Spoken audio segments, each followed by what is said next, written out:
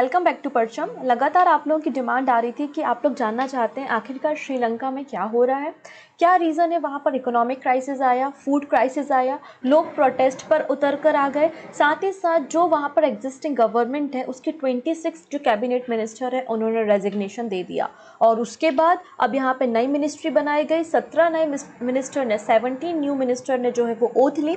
तो क्या रीज़न है इस इकोनॉमिक क्राइसिस का, क्या उथल पुथल चल रही है श्रीलंका में और कौन कौन से रीज़न है, साथ ही साथ भारत किस तरीके से श्रीलंका को सपोर्ट कर रहा है, भारत के क्या कंसर्न है इस क्राइसिस को लेकर और पूरे वर्ल्ड में कहां कहां से लोन की डिमांड श्रीलंका कर रहा है, क्या वाकई में श्रीलंका चाइना की डेट पॉलिसी ट्रैप में फंस गया है या फिर श्रीलंका की जो एग्जिस्टिंग गवर्नमेंट है उनकी जो पॉलिसी है वो उन पे ही भारी पड़ गई हैं। तो क्या कुछ रीजंस है, क्या जीडीपी फॉल हो रहा है, किस तरीके से श्रीलंकन रुपीस की जो वैल्यू है वो कम होती जा रही है एज कंपैरिजन टू डॉलर, तो वो सारी चीज़ों को हमको आज ध्यान से समझना है। तो आपका जो सिविल सर्विसेज के एग्जाम होते हैं तो मेंस के हिसाब से भी आप राइटिंग कर सकते हैं। मैंने पूरे के पूरे फैक्ट यहाँ पे कवर किए गए हैं और आपके नॉलेज के लिए भी ये ज़रूरी है, अच्छा टॉपिक है।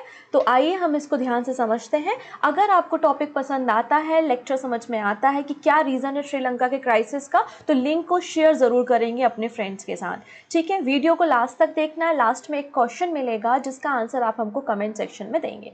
तो जैसे हम बात करते हैं इंडिया के बारे में, इंडिया ही नहीं ऐसे वर्ल्ड के कई सारे नेशन हैं जिसमें ब्रिटिशर्स ने रूल किया है और उसमें से एक नेशन जो है वो श्रीलंका भी रहा है जो कि हमारा प्यारा पड़ोसी है। वहाँ पर भी ब्रिटिशर्स कॉलोनी रही हैं, ब्रिटिशर्स ने वहाँ भी लंबे समय तक रूल किया है और हमारी आज़ादी 1947 में हुई थी और उसके एक साल बाद ही श्रीलंका भी आज़ाद हो जाता है। ठीक है, श्रीलंका भी आज़ाद हो जाता है 1948 में, इसलिए 4 फरवरी को 1948 में श्रीलंका का इंडिपेंडेंस डे सेलिब्रेट करते हैं।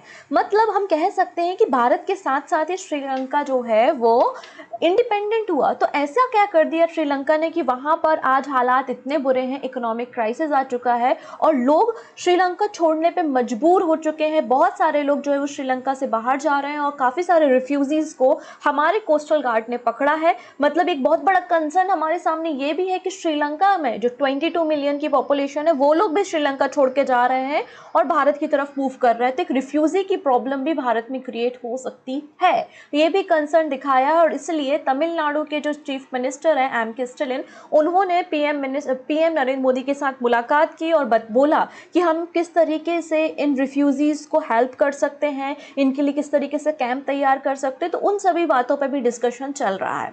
तो देखिए हुआ क्या, 1948 में जो है वो श्रीलंका आज़ाद हो गया। आज़ादी के बाद इसकी हालत भारत से कई ज़्यादा गुना बहुत अच्छी थी। मतलब इसकी जीडीपी हाइक हो रही थी, ऊपर जा रही थी, पर कैपिटा इनकम भी बहुत अच्छी थी। अगर मैं आपको थोड़ा सा पास्ट में ले जाऊं तो 1992 में जब नरसिम्हा राव जी की गवर्नमेंट थी और उस समय finance minister doctor Manmohan Singh ji के हाथों में था, तब भारत ने एलपीजी मॉडल को अडॉप्ट किया, लिबरलाइजेशन को तब भारत लेके आया। लेकिन 1917 में ही जो है वो श्रीलंका ने लिबरलाइजेशन को लेकर आया, फॉरेन इन्वेस्टर्स के लिए रास्ते खोल दिए, बड़ी बड़ी कंपनियां, फॉरेन इन्वेस्टमेंट आने लगा। तो ये सारी चीज़ें श्रीलंका ने की। तो श्रीलंका की जो जीडीपी है वो भारत के कंपैरिजन में बहुत अच्छी थी।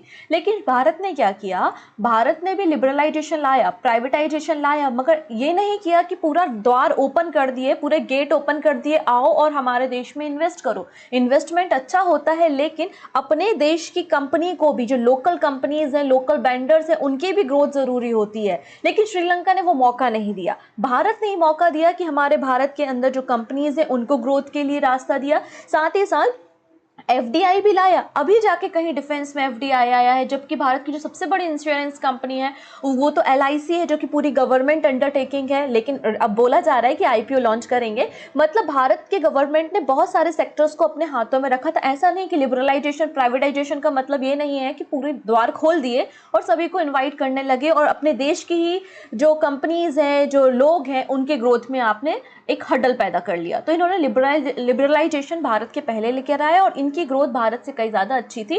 तो 1975 के आसपास तक इन्होंने बहुत अच्छा परफॉर्मेंस किया। फिर ऐसा क्या हुआ कि इनकी इकोनॉमिक ग्रोथ रेट फॉल होना शुरू हो गई। तो उसका रीज़न था सिविल वॉर।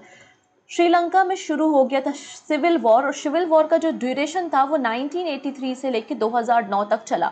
मतलब 26 सालों तक इस सिविल वॉर श्रीलंका में चलती रही, जिसके कारण श्रीलंका की जीडीपी जो है वो लगातार क्रैश होती रही। ऐसा नहीं होता है कि आज हमारे फॉरेन रिजर्व खत्म हो गए हैं और आज अचानक से फूड इमरजेंसी आ गई है, खाना खत्म हो गया है और आज हम इमरजेंसी डिक्लेयर कर देंगे। नहीं नहीं, बैकग्राउंड बहुत अमेजिंग होता है, बहुत पीछे की तरफ बैकग्राउंड होता है, और उसके सारे बैकग्राउंड में हिस्ट्री के जो इम्पैक्ट है वो प्रेजेंट में डेफिनेटली देखे जाते हैं। तो सिविल वॉर की शुरुआत 1983 से 2009 के बीच में होती है। आप यहाँ पे अगर श्रीलंका का मैप देखेंगे तो उसमें जो रेड कलर आपको दिखाई दे रहा है, यहाँ पर आपको रेड कलर पे जो है वो आपको LTTE के मेंबर्स देखने को मिलेंगे। जो रिफ्यूजीज तमिल लोग हैं वो लोग हैं यहाँ पे। वो गवर्नमेंट से डिमांड करते हैं कि हमको सेपरेट कंट्री बना दो या सेपरेट स्टेट बना दो या अलग टेरिटरी बना दो, हमको कुछ राइट्स दे दो। अब यहाँ पे इस LTTE ग्रुप के अलावा इन जो तमिल रिफ्यूजीज हैं उनके अलावा एक और ग्रुप है जो है सिहल्स का ग्रुप। तो सिहल्स जो है वो पूरे श्रीलंका में फैले हुए थे और ये बुद्धिज्म का प्रचार करते थे, बुद्धिज्म को ऑफिशियल लैंग्वेज बनाना चाहते थे। ठीक है, तो इस तरीके से यहाँ पे ये जो सिहल लोग हैं और जो LTTE ग्रुप है इनके बीच में जो है यहाँ पे सिविल वॉर की शुरुआत हो जाती है। काफ़ी सारे लोग सिविलियंस जो है वो मारे जाते हैं और उस समय जो श्रीलंका की GDP है वो बहुत डिक्लाइन होने लगती है, और GDP कम होने के कारण और इन मार काट के कारण सिविलियंस जब जान जाने लगती है तो भारत भी इसमें कोशिश करता है पीस के लिए। भारत भी कोशिश करता है कि यहाँ पे श्रीलंका के बीच में जो ये सिविल वॉर चल रही है इसको ख़त्म कर सकें और जिससे श्रीलंका और भारत के भी रिलेशन अच्छे हों। तो आप लोगों ने राजीव गांधी जी की स्टोरी को डेफिनेटली सुना होगा।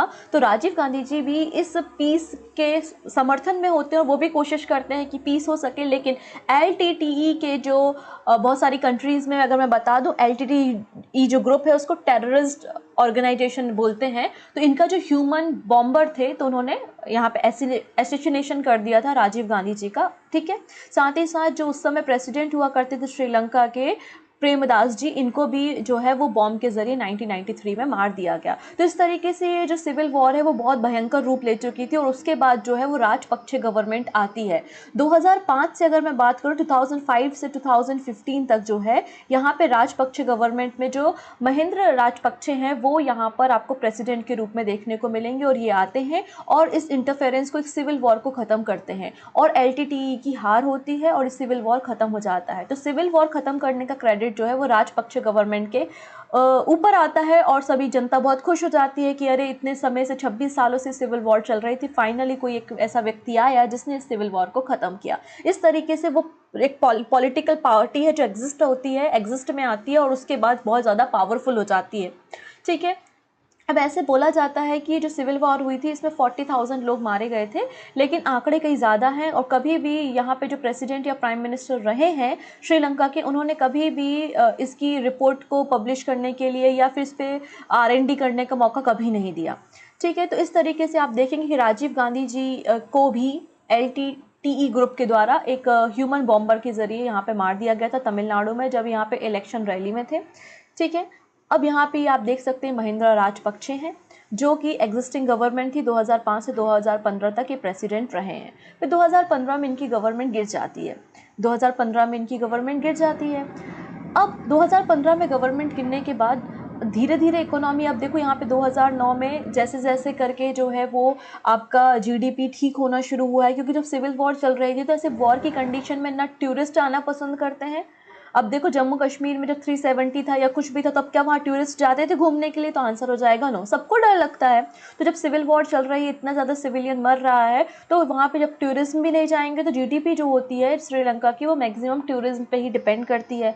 साथ ही साथ कोई फॉरेन इन्वेस्टर भी नहीं आएंगे तो GDP तो फॉल होगी ही होगी। और जब GDP फॉल होती है तो उस केस में आप क्या करोगे? अलग अलग जैसे कि वर्ल्ड बैंक है, IMF है या दूसरी कंट्रीज़ के पास जाओगे आप मदद के लिए और आप लोन लोगे, ऐसा ही होगा ना। और जब आप ज़्यादा लोन लेते हो और आपकी GDP गिरती है तो उस केस में आपकी जो करेंसी है उसकी वैल्यू भी कम होना शुरू हो जाती है। तो उस समय ऐसे हालात थे 2009 के बाद। धीरे धीरे ये अपने आप को समेट रहा था, ग्रोथ करने की कोशिश कर रहा था, सब कुछ अच्छा चलने ही लगा था। और 2019 में एक और कांड हो जाता है। वो कौन सा कांड होता है? Easter attack. ईस्टर के दिन जो है वो श्रीलंका में अलग अलग जगहों पे बॉम्ब गिराए जाते हैं, ह्यूमन बॉम्ब होते हैं और काफ़ी सारे लोग इसमें भी मारे जाते हैं। और 2019 में जब ये ईस्टर अटैक होता है श्रीलंका में, काफ़ी सारे लोग इसमें लगभग 275 के अप्रॉक्स जो है सिविलियन मारे जाते हैं। तो उसके बाद भी क्या हुई, अगेन आप देखिए जीडीपी ग्रोथ कर ही रही थी और अचानक से फिर जीडीपी जो है वो फॉल होना शुरू कर दी, रेवेन्यू फिर से कम होने लगा, फिर से यहाँ पे फॉरेन इन्वेस्टर्स हैं उन्होंने आना बंद कर दिया और टूरिस्ट ने भी जाना बंद कर दिया, क्योंकि यहाँ जब कहीं पे बॉम्ब गिराओगे तो वहाँ पे टूरिस्ट घूमने जाएगा क्या? नहीं जाएगा। और जिसकी जीडीपी ही टूरिस्ट पे डिपेंड करती तो उनकी जीडीपी तो फॉल होगी ही, रेवेन्यू तो गिरेगा ही करेगा। अब 2019 में आते हैं इलेक्शन। मुझे लगता है ये इलेक्शन ना हुए होते तो शायद कहानी अलग होती। अब ये 2019 के जो इलेक्शन है वो बहुत भारी पड़ गए हैं श्रीलंका पे। देखते हैं कैसे 2019 के इलेक्शन होते हैं, ठीक है।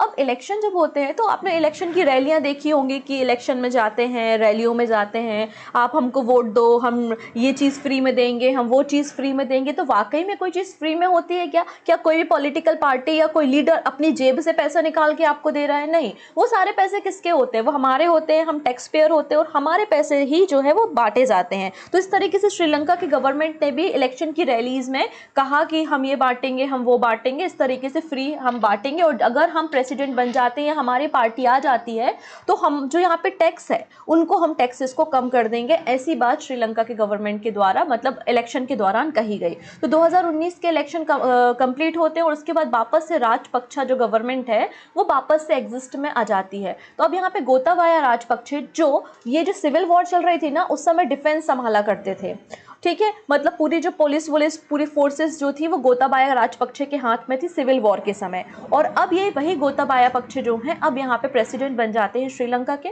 और 2019 में गोताबाया पक्षे आप देखेंगे तो श्रीलंका के बन जाते हैं क्या? प्रेसिडेंट। और ये जब प्रेसिडेंट बन जाते हैं तो उसके बाद ही अपने ही भाई को महिंद्र राजपक्षे जो कि पहले प्रेसिडेंट थे उनको प्राइम मिनिस्टर बना देते हैं। और इन लोग एक गठबंधन नहीं बोलेंगे, एक नेपोटिज्म जो आजकल बड़ा ही ट्रेंडिंग वर्ड है बॉलीवुड में अगर देखें तो वही नेपोटिज्म की शुरुआत हो जाती है कि भाई हमारा लड़का, हमारे मामा का लड़का, फूफा का लड़का, सभी लोग पॉलिटिक्स में आएंगे, सभी को मिनिस्ट्री देंगे। तो ऐसा हर कहीं होता है लेकिन श्रीलंका में थोड़ा ज्यादा हो गया। एक पार्टी जो डिक्टेटरशिप करने लगी और वो पार्टी कौन है? राजपक्षा की पार्टी है। तो ये एग्जिस्टिंग गवर्नमेंट में आए तो ये तो आपके प्रेसिडेंट हो गए गोताबाया राजपक्षे। इन्होंने अपने भाई को प्राइम मिनिस्टर बना दिया। अपने भाई के अलावा यहाँ पर आप देखेंगे ये जो पर्सन है ये है चमल राजपक्षा। तो चमल राजपक्षा को इरिगेशन डिपार्टमेंट दे दिया।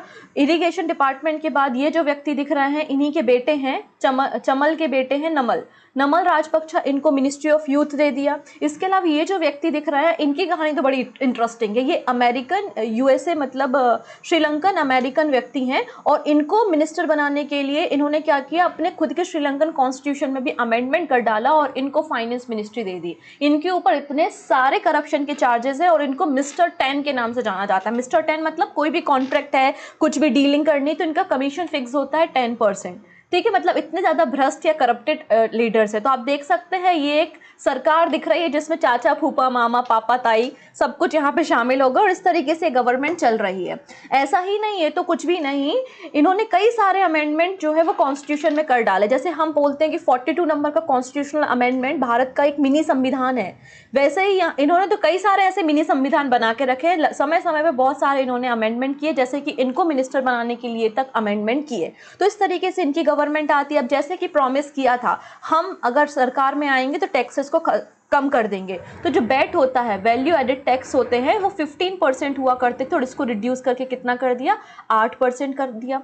अब जो गवर्नमेंट है, अब छोटा सा तो देश है बेचारा, उसकी जो जीडीपी है वो वैसे भी टूरिस्ट पे डिपेंड करती है। बची हुई जीडीपी जो है वो जो स्पाइसेस है, टी, कॉफ़ी, रबड़ और गारमेंट्स पे डिपेंड करती है। और बाकी सरकार को इनकम कहाँ से होगी? इनकम होती है टैक्स से और आपने टैक्स भी बहुत कम कर दिए, ठीक है। टैक्स तो कम किए ही किए, इन्होंने अच्छा करने का ही शायद सोचा होगा कि टैक्स कम करेंगे। जब टैक्स कम होगा, कॉर्पोरेट टैक्स कम होगा तो जो फॉरेन इन्वेस्टर है वो श्रीलंका में आएंगे, ईज ऑफ डूइंग इंडेक्स बढ़ेगा, कंपनी सेटअप होंगी और वो देखेंगी अरे वाह श्रीलंका में तो टैक्सेस कम है, हमें अपनी कंपनी लगानी चाहिए। तो अच्छा सोचा ही होगा लेकिन अच्छा हुआ नहीं। क्यों? क्योंकि जब इन्होंने ये सब चीजें कर रहे थे ना, कॉर्पोरेट टैक्स को कम, वेट को कम, तब आ गया कोविड और इनकी सारी की सारी पॉलिसी धरी की धरी रह गई। अब हम कोविड की बात का सिनेरियो देखेंगे 2 मिनट।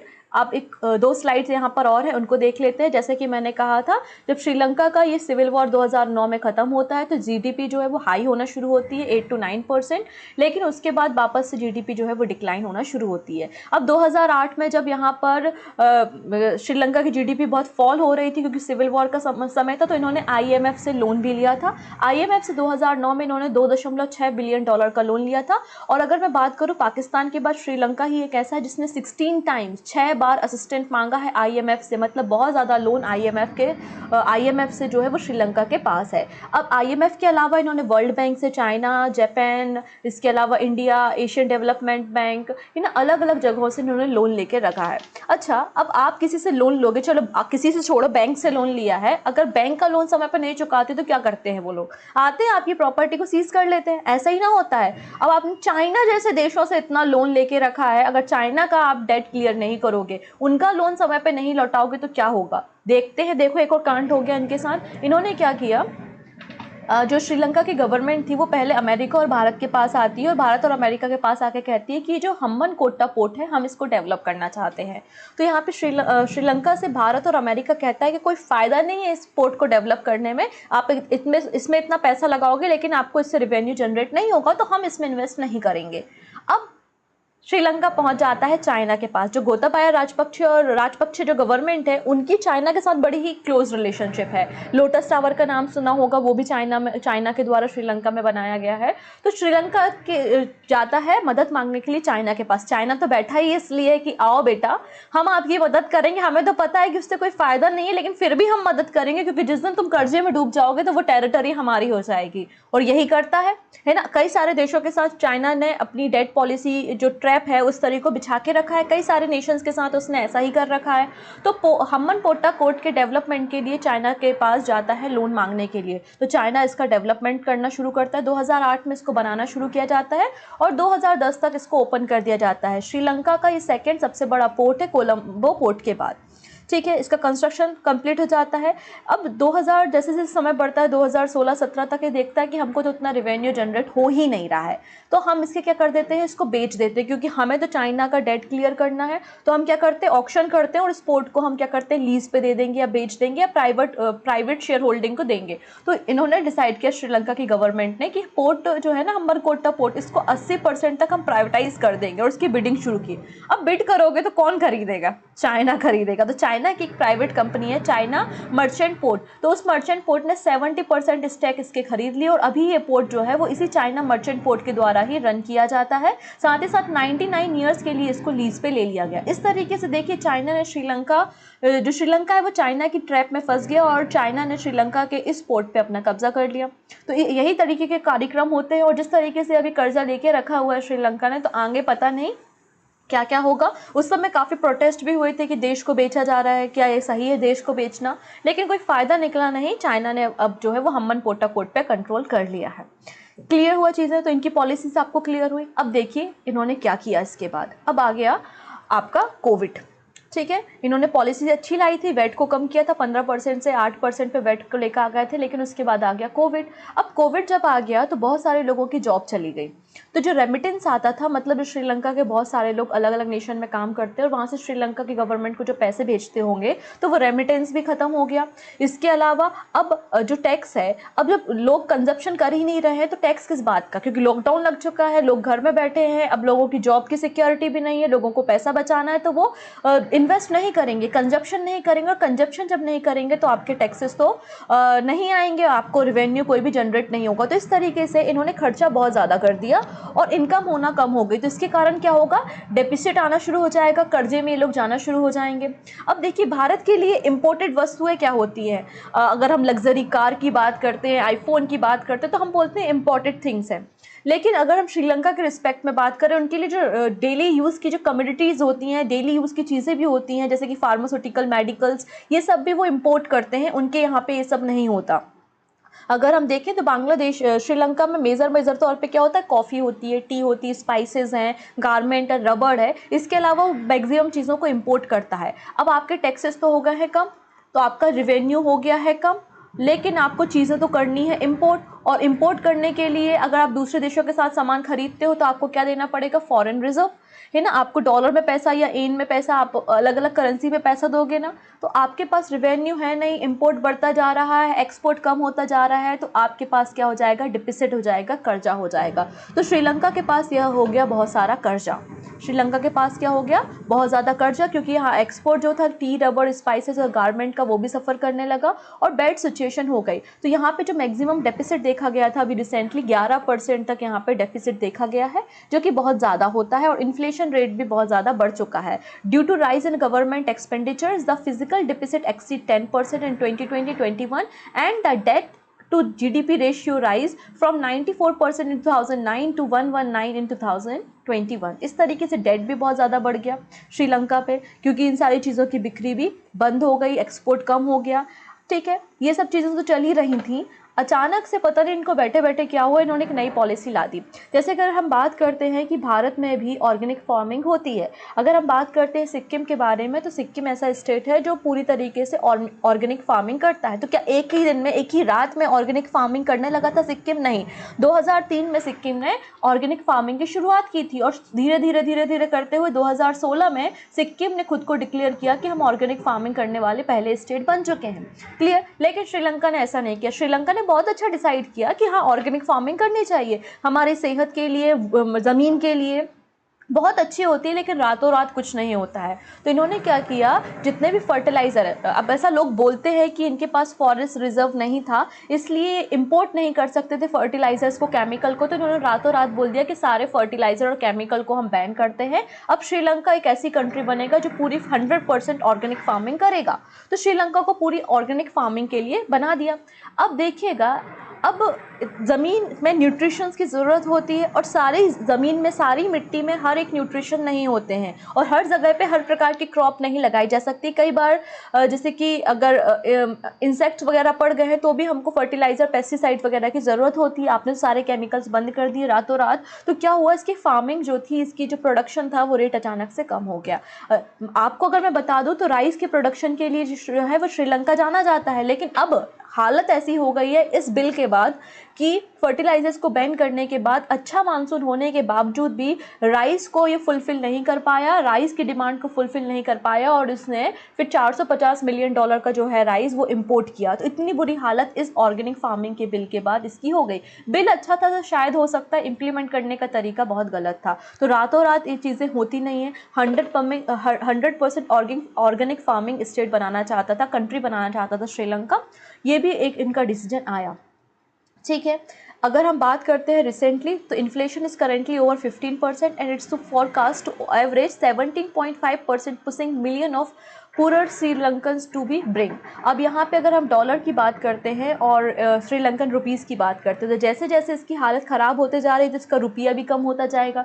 तो श्रीलंकन रुपया की वैल्यू भी कम होते जा रही है। अप्रैल की अगर हम 2022 की रिपोर्ट को उठाएं तो यहाँ पे $1 की जो वैल्यू है, आप देखेंगे 315 श्रीलंकन रुपयन के बराबर हो गई है, जिसके कारण यहाँ पे अब देखिएगा, हमारे पास पैसा नहीं है, हम चीज़ें अपने देश में उगा नहीं पा रहे हैं, लगा नहीं पा रहे हैं, उनका प्रोड्यूस नहीं कर पा रहे हैं, और इम्पोर्ट भी नहीं कर पा रहे हैं। मतलब आपकी डिमांड तो हाई है, लेकिन आपकी सप्लाई ज़ीरो है, सप्लाई आपकी कम है, आप दूसरे देशों के साथ आप ट्रेड कर ही नहीं सकते। क्यों? क्योंकि आपके पास फॉरेक्स रिजर्व नहीं बचा है, आपके पास केवल $2.2 बिलियन का फॉरेक्स रिजर्व बचा है, जो भी हार्डली एक महीने में ख़त्म हो जाएगा। तो ऐसी कंडीशन में आप दूसरे देशों के साथ इंपोर्ट कैसे करोगे? पर डिमांड तो है, खाना तो खाएगा इंसान, डिमांड है, सप्लाई कम है, तो इन्फ्लेशन बहुत ज़्यादा हाई हो जाएगा। तो इन्फ्लेशन की हालत आप देख सकते हैं कुछ इस तरीके से है कि 190 पर केजी वीट मिल रहा है, 220 पर केजी राइस मिल रहा है। तो इन्फ्लेशन जब ज़्यादा होगा, पेट्रोल डीजल के प्राइस हाइक कर गए हैं। इसके अलावा इलेक्ट्रिसिटी की अगर बात करें तो इलेक्ट्रिसिटी को प्रोड्यूस करने के लिए भी आपको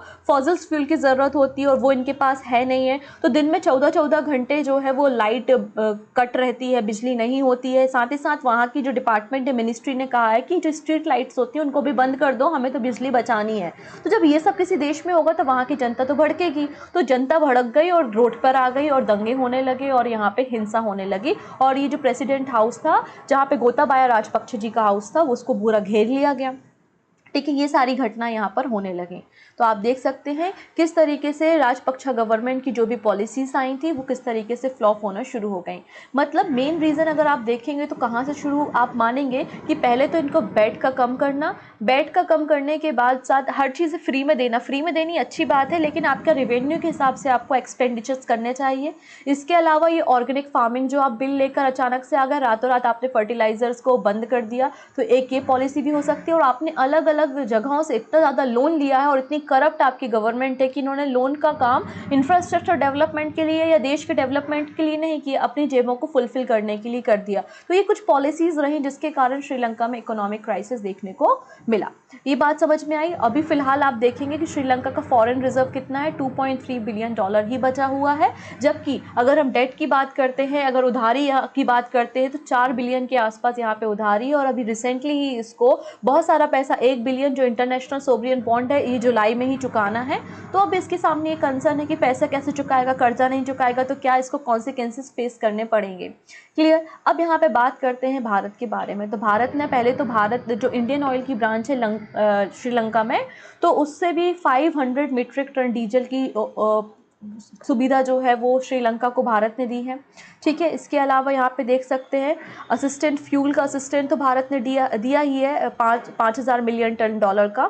इसके अलावा यहाँ पे श्रीलंका से 1 बिलियन क्रेडिट लाइन इंपोर्ट करने, इसेंशियल्स की इंपोर्टिंग करने के लिए $1 बिलियन का भी क्रेडिट दिया है। मेडिकल फैसिलिटी भी भारत दे रहा है। तो इस तरीके से कई सारी तरीके से असिस्टेंस जो है वो भारत इसको प्रोवाइड कर रहा है। लेकिन भारत के सामने जो कंसर्न बना हुआ है वो रिफ्यूजीज़ का बना हुआ है, क्योंकि रिसेंटली 2 ग्रुप्स को रिफ्यूजीज़ के पकड़ा गया था इंडियन कोस्टल गार्ड के द्वारा।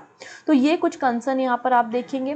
इतनी चीज़ें हुई, इतनी सारी चीज़ें होने के बाद जो यहाँ पर 28 मिनिस्टर थे, इनमें से एक प्रेसिडेंट हो गया, प्राइम मिनिस्टर हो गया और 26 दूसरे मिनिस्टर। तो 26 जो कैबिनेट मिनिस्टर थे इन सभी लोगों ने रिज़ाइन कर दिया प्रेसिडेंट और प्राइम मिनिस्टर को छोड़ के। अब जब रिज़ाइन कर दिया 26 लोगों ने, तो यहाँ पे जो प्रेसिडेंट और प्राइम मिनिस्टर थे मतलब गोताबाया राजपक्षे और यहाँ पे जो आप देखेंगे महिंद्र राजपक्षे, ये लोग अब अपोजिशन से मिलने लगे जिससे हम नई कैबिनेट बना सकें। और इन्होंने 17 नई कैबिनेट मिनिस्ट्री को अपॉइंट किया और इनको ओथ दिलाई है। लेकिन इस नई मिनिस्ट्री में जो यहाँ पर आपने देखा था ना, ये वाले मिनिस्टर कहाँ गए, एक बहुत ही 10% वाले मिनिस्टर जो थे ना, ये वसील राजपक्षे और चमल राजपक्षे, ये लोग जो है वो नई मिनिस्ट्री में शामिल नहीं किए गए हैं। ये भी एक बहुत बड़ी सब्जेक्ट की बात है कि हाँ, लोगों को समझ में आना शायद शुरू हो रहा है। क्लियर। तो इतनी चीज़ें हैं। साथ ही साथ यहाँ पे पहली बार गोताबाया राजपक्षे सामने आए हैं और देश से माफ़ी मांगी है कि उनके कुछ डिसीजंस बहुत गलत हो गए, जैसे कि उन्होंने ऑर्गेनिक फार्मिंग के लिए जो किया है ना, तो ये सारी बातें इन्होंने माफ़ी मांगते हुए कही है और कहा है कि हम नई पॉलिसीज़ बनाएंगे, इसको इस तरीके से ऑर्गेनिक फार्मिंग हम लाएंगे, लेकिन इस तरीके से नहीं लाएंगे, धीरे धीरे इम्प्लीमेंट करेंगे। सो आई होप आपको समझ में आया होगा कि क्या क्या रीज़न रहे हैं इकोनॉमिक क्राइसिस के श्रीलंका में। जाते जाते मैं आपको एक क्वेश्चन देके जा रही हूँ कि अगर मैं भारत की हिस्ट्री के बारे में बात करती तो ऐसा तो है नहीं कि ब्रिटिशर्स डायरेक्ट आ गए, पोर्चुगल्स थे, डच, डेनिश, फ्रांसीसीज और फिर ब्रिटिशर्स थे। वैसे ही श्रीलंका में भी डच, ब्रिटिशर्स ऐसे कई सारे थे। तो डच को हटाकर ब्रिटिशर्स कब श्रीलंका में आए हैं वो आपको ईयर बताना है। तो ये क्वेश्चन है, इसका आंसर आप हमको कमेंट सेक्शन में दीजिएगा। So thank you so much, take care and bye bye.